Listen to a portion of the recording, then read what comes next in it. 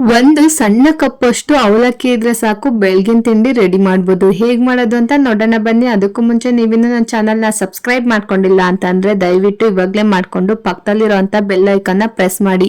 ನಾನು ಯಾವುದೇ ತರ ವಿಡಿಯೋ ಅಪ್ಲೋಡ್ ಮಾಡಿದ್ರು ನಿಮ್ಗೆ ಮೊದಲು ಸಿಗುತ್ತೆ. ನೋಡಿ ವೀಕ್ಷಕರೇ, ಒಂದು ಬಟ್ಲು ಅಂದ್ರೆ 80 ಗ್ರಾಮ್ 100 ಗ್ರಾಮ್ ಒಳಗೆ ಇರುತ್ತೆ ಅವಲಕ್ಕಿ. ಅಷ್ಟು ಅವಲಕ್ಕಿ ತಗೊಂಡಿದ್ದೀನಿ. ಒಂದ್ಸಲ ಚೆನ್ನಾಗಿ ತೊಳ್ಕೊಂಡ್ಬಿಟ್ಟು ನೀರನ್ನ ಸೋಸ್ಕೋತಾ ಇದ್ದೀನಿ. ಹಾಗೇನೆ ಎರಡನೇ ಸಲನು ಕೂಡ ನೀರ್ ಹಾಕ್ಬಿಟ್ಟು ಒಂದ್ 5 ನಿಮಿಷ ನೆನೆಯೋದಕ್ಕೆ ಬಿಡ್ತಾ ಇದ್ದೀನಿ. 5 ನಿಮಿಷ ನೆಂದಿದ್ದಾದ್ಮೇಲೆ ಒಂದು 75% ಅಷ್ಟು ನೀರನ್ನ ಸೋಸ್ಕೊಬಿಡಿ. ಇನ್ನ 25% ಅದ್ರಲ್ಲೇ ಬಿಟ್ಕೊಂಡು ಚೆನ್ನಾಗಿ ಕಿವ್ಸ್ಕೊಳ್ಳಿ. ಅದನ್ನ ಸ್ಮ್ಯಾಶ್ ಮಾಡೋವರೆಗೂ ಚೆನ್ನಾಗಿ ಅದನ್ನ ಕಲಿಸ್ಕೋಬೇಕಾಗುತ್ತೆ. ನೀಟಾಗಿ ಸಾಫ್ಟ್ ಆಗಿ ಬರಬೇಕು. ಒಂದು ಬ್ಯಾಟರ್ ತರ ರೆಡಿ ಆಗುತ್ತೆ ಅದು ನಾವು ಆ ರೀತಿ ಮಾಡೋದ್ರಿಂದ. ನೋಡಿ ಈ ರೀತಿ ಬರಬೇಕು. ಇವಾಗ ನಾನು ಸಣ್ಣಗೆ ಹೆಚ್ಕೊಂಡಿರುವಂತ ಈರುಳ್ಳಿನ ಹಾಕ್ತಾ ಇದ್ದೀನಿ. ಹಾಗೇನೆ ಒಂದು 2 ಹಸಿಮೆಣಸಿನಕಾಯಿನ ಸಣ್ಣದಾಗೆ ಹೆಚ್ಕೊಂಡು ಹಾಕೋತಾ ಇದ್ದೀನಿ. ಹಾಗೇನೆ ಸ್ವಲ್ಪ ಕೊತ್ತಂಬರಿ ಸೊಪ್ಪು ಅದನ್ನು ಕೂಡ ಸಣ್ಣದಾಗೆ ಹೆಚ್ಚಿರ್ಬೇಕು. ಹಾಗೇನೆ ಅರ್ಧ ಟೊಮೊಟೊನು ಸಹ ಹಾಕೋತಾ ಇದ್ದೀನಿ. ನಾವು ಈಗ ಅಕ್ಕಿ ಹಿಟ್ಟನ್ನ ಒಂದು 4 ಟೇಬಲ್ ಸ್ಪೂನ್ ಆಗುವಷ್ಟು ನಾನು ಹಾಕೋತಾ ಇದ್ದೀನಿ. 1 ಟೇಬಲ್ ಸ್ಪೂನ್ ಉಪ್ಪು ಹಾಕೋತಾ ಇದ್ದೀನಿ. ರುಚಿಗೆ ತಕ್ಕಷ್ಟು ಹಾಕೊಳ್ಳಿ. ಇವಾಗ ಎಲ್ಲ ಚೆನ್ನಾಗಿ ಮಿಕ್ಸ್ ಮಾಡ್ಕೊಳ್ಳಿ. ಚೆನ್ನಾಗಿ ಮಿಕ್ಸ್ ಮಾಡ್ಕೊಂಡಿದ್ದಾದ್ಮೇಲೆ ಸ್ವಲ್ಪ ನೀರು ಬೇಕಾದ್ರೆ ಹಾಕೋಬೇಕು. ಯಾವ ಕನ್ಸಿಸ್ಟೆನ್ಸಿಗೆ ತರಬೇಕು ಈ ಹಿಟ್ಟನ್ನ ಅಂತ ನಾನು ಹೇಳ್ಕೊಡ್ತೀನಿ. ನೋಡಿ, ಫಸ್ಟ್ ಈ ರೀತಿ ಚೆನ್ನಾಗಿ ಕಲಿಸ್ಕೊಬಿಡಿ. ಇದು ಸಾಲೋದಿಲ್ಲ ನೀರು, ನಾವು ಇನ್ನೊಂದು ಸ್ವಲ್ಪ ಆಡ್ ಮಾಡ್ಕೋಬೇಕಾಗುತ್ತೆ. ನಾವು ಬೋಂಡದಿಟ್ಟು ಕಲಿಸ್ತೀವಲ್ಲ ಆ ಹಿಟ್ಟಿನ ಅದಕ್ಕೆ ನಾವು ತರಬೇಕಾಗುತ್ತೆ. ನೋಡಿ, ಸ್ವಲ್ಪನೇ ನೀರ್ ಹಾಕೊಂಡು ನಾವು ಕೈಯಲ್ಲೇ ಎತ್ತಾಕ್ಬೇಕು ತವ ಮೇಲೆ.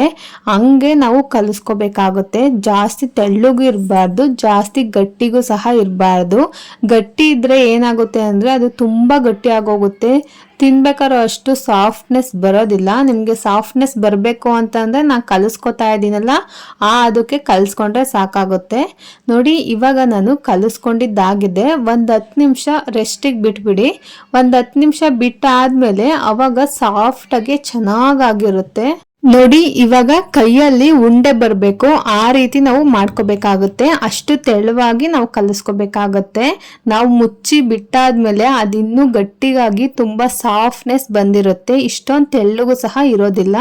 ನೋಡಿ, ಮುಚ್ಚಿ ಬಿಟ್ಟಿದ್ದಾದ್ಮೇಲೆ ಎಷ್ಟು ಗಟ್ಟಿ ಆಗಿದೆ ಅಂತ. ಗಟ್ಟಿಗೆ ಸಾಫ್ಟ್ ಆಗಿರುತ್ತೆ. ನೋಡಿ, ತವ ಮೇಲೆ ನಾವು ಹಾಕ್ಬೇಕಾದ್ರೆ ಈ ರೀತಿ ಉಂಡೆ ಮಾಡ್ಕೊಬಿಟ್ಟು ಹಾಕ್ಬೇಕಾಗತ್ತೆ. ಉಂಡೆ ಬರಬೇಕು ಆ ರೀತಿ ಇಟ್ಟಿದ್ರೆ ಸಾಕಾಗುತ್ತೆ. ಇವಾಗ ನಾನು ತವ ತಗೊಂಡಿದ್ದೀನಿ, ಪಡ್ಡು ತವನ. ಮೊದಲಿಗೆ ಚೆನ್ನಾಗಿ ತೊಳ್ಕೊಬೇಕಾಗುತ್ತೆ. ತೊಳ್ಕೊಬಿಟ್ಟು 1 ಸ್ಪೂನು ಚೆನ್ನಾಗಿ ಎಣ್ಣೆ ಹಾಕೋಬಿಟ್ಟು ನೀಟಾಗಿ ಸವರ್ಕೊಳ್ಳಿ, ಮಸಾಜ್ ಮಾಡ್ಕೊಳ್ಳಿ. ಹೀಗೆ ಮಾಡೋದ್ರಿಂದ ಚೆನ್ನಾಗಿ ಬರುತ್ತೆ. ಪಡ್ಡು ಜಾಸ್ತಿ ತವಾಗೆ ಅಂಟ್ಕೊಳ್ಳೋದಿಲ್ಲ. ಹಾಗಾಗಿ ಈ ರೀತಿ ಮಾಡ್ಕೊಂಡ್ರೆ ಮುಂಚೆನೆಯ ತುಂಬಾ ಚೆನ್ನಾಗಿ ಎದಳುತ್ತೆ. ಪಡ್ಡುಗಳುವೆ ಜಾಸ್ತಿ ರೋಸೋದಿಲ್ಲ. ತವಾನ ಮಸಾಜ್ ಮಾಡ್ಕೊಂಡಿದ್ದಾದ್ಮೇಲೆ 1 ಟೇಬಲ್ ಸ್ಪೂನ್ ಚೆನ್ನಾಗಿ ಎಣ್ಣೆ ಹಾಕ್ಬಿಟ್ಟು ಇವಾಗ ಗ್ಯಾಸ್ ಮೇಲೆ ಇಟ್ಕೋತಾ ಇದ್ದೀನಿ. ಗ್ಯಾಸು ಮೀಡಿಯಂ ಫ್ಲೇಮ್ನಲ್ಲಿ ಇರಬೇಕು. ಜಾಸ್ತಿ ದಗದಗ ಅಂತ ಉರಿ ಇಕ್ಬೇಡಿ. ನೋಡಿ, ಉಂಡೆನ ತೆಗ್ದು ಒಂದೊಂದೇ ಈ ರೀತಿ ಹಾಕಿ ತುಂಬಾ ಹಾಕ್ಬಿಟ್ಟು ಒಂದು 5 ನಿಮಿಷ ಕರೆಕ್ಟಾಗಿ ಆ ಮೀಡಿಯಂ ಫ್ಲೇಮ್ನಲ್ಲಿ ಗ್ಯಾಸ್ನ ಇಟ್ಕೊಂಡ್ಬಿಟ್ಟು ಚೆನ್ನಾಗಿ ಬೇಯಿಸ್ಕೊಳ್ಳಿ. ಕೆಳಗಡೆ ಎಲ್ಲ ರೋಸ್ಟ್ ಆಗ್ಬೇಕು. ಅಲ್ಲಿವರೆಗೂ ಮುಟ್ಟಕ್ಕೆ ಹೋಗ್ಬೇಡಿ ಪಡ್ಡುಗಳನ್ನ. ಅದು ಚೆನ್ನಾಗಿ ಬೇಯ್ಕೋಬೇಕು. ಹಸಿದೆ ನೀವು ಮುಟ್ಟಕ್ ಹೋದ್ರಿ ಅಂತ ಅಂದ್ರೆ ಅದು ಚೆನ್ನಾಗಿ ಬರೋದಿಲ್ಲ, ಕಿತ್ಕೊಂಡೋಗುತ್ತೆ, ತಳೆ ಎಲ್ಲ ಇಟ್ಕೊಂಡಿರುತ್ತೆ.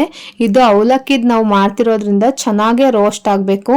ಇವಾಗ ಮುಚ್ಬಿಟ್ಟು ಒಂದು 5 ನಿಮಿಷದವರೆಗೂ ಚೆನ್ನಾಗಿ ಬೇಯಿಸ್ಕೊಳ್ಳಿ. ಜಾಸ್ತಿ ಉರಿನೂ ಇಕ್ಬೇಡಿ, ಕಮ್ಮಿ ಉರಿನೂ ಇಕ್ಬೇಡಿ. ಮೀಡಿಯಂ ಫ್ಲೇಮ್ನಲ್ಲಿ ಇಟ್ಕೊಂಡು ಚೆನ್ನಾಗೆ ರೋಸ್ಟ್ ಮಾಡ್ಕೊಳ್ಳಿ. ನೋಡಿ, ಹೀಗ್ ಬಂದಿದೆ. ಇವಾಗ ಆರಾಮಾಗಿ ತೆಗಿಬಹುದು. ರೋಸ್ಟ್ ಆಗಿರುತ್ತೆ ಕೆಳಗೆಲ್ಲ. ಈಗ ರೋಸ್ಟ್ ಆದ್ಮೇಲೆ ಚೆನ್ನಾಗಿ ಸ್ವಲ್ಪ ಒತ್ತಿ, ಏನಾದ್ರೂ ಅದು ಉಂಡೆ ಹಾಗೆ ಇದ್ರೆ ಒತ್ತಿದ್ರೆ ಅದು ಕರೆಕ್ಟಾಗಿ ಪಡ್ಡು ಸೈಜಿಗೆ ಬರುತ್ತೆ. ಇದೇ ತರನೇ ಎಲ್ಲಾ ಪಡ್ಡುನು ಸಹ ಮಗ್ಚಾಕೊಳ್ಳಿ. ಸ್ವಲ್ಪ ಏನಾದ್ರೂ ತಳ ಒತ್ತಿದೆ ಪಡ್ಡು ಅಂತ ಅಂದ್ರೆ ಒಂದ್ ಸ್ವಲ್ಪ ಎಣ್ಣೆ ಹಾಕೊಂಡ್ಬಿಟ್ಟು ಸ್ಪೂನ್ಗೆ ಅದನ್ನ ಎಪ್ಕೊಳ್ಳಿ, ಅವಾಗ ಬರುತ್ತೆ.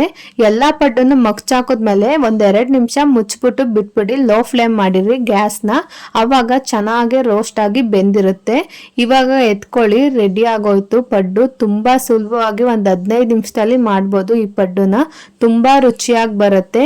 ಈ ಪಡ್ಡು ಕಾಂಬಿನೇಷನ್ಗೆ ನಾನು ಕಡಲೆ ಬೀಜ ಚಟ್ನಿ ಮಾಡ್ಕೊತಾ ಇದ್ದೀನಿ. ಮೊದಲಿಗೆ ಕಡಲೆ ಬೀಜ, ಹಸಿರು ಮೆಣಸಿನ್ಕಾಯಿ ಇಷ್ಟನ್ನು ಸಹ ಚೆನ್ನಾಗಿ ಹುರ್ಕೊಳ್ಳಿ.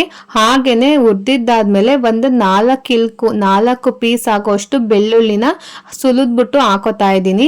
ಹಾಗೆ ರುಚಿಗೆ ತಕ್ಕಷ್ಟು ಉಪ್ಪು, ಸ್ವಲ್ಪ ಕೊತ್ತಂಬರಿ ಸೊಪ್ಪು, ಹಾಗೇನೆ ಸ್ವಲ್ಪ ನೀರು ಹಾಕೊಂಡು ಗ್ರೈಂಡ್ ಮಾಡ್ಕೊಂಡ್ರೆ ಕಡಲೆ ಬೀಜ ಚಟ್ನಿ ತುಂಬಾ ರುಚಿಯಾಗಿರುತ್ತೆ. ಮಾತ್ರ ಈ ಚಟ್ನಿ ಎಲ್ಲದಕ್ಕೂ ಒಳ್ಳೆ ಕಾಂಬಿನೇಷನ್. ಈ ಚಟ್ನಿ ನನಗಂತೂ ಸಖತ್ ಫೇವ್ರೆಟ್ ಅಂತಾನೆ ಹೇಳ್ಬೋದು. ಈ ವಿಡಿಯೋ ಇಷ್ಟ ಆದ್ರೆ ಲೈಕ್ ಮಾಡಿ, ಶೇರ್ ಮಾಡಿ, ನನ್ನ ಚಾನಲ್ನ ಸಬ್ಸ್ಕ್ರೈಬ್ ಮಾಡ್ಕೊಳ್ಳೋದಂತೂ ಮರಿಬೇಡಿ. ಇದೇ ತರ ಈಸಿ ರೆಸಿಪೀಸ್ಗೆ ನನ್ನ ಚಾನಲ್ನ ಫಾಲೋ ಮಾಡ್ತಾ ಇರಿ. Thank you.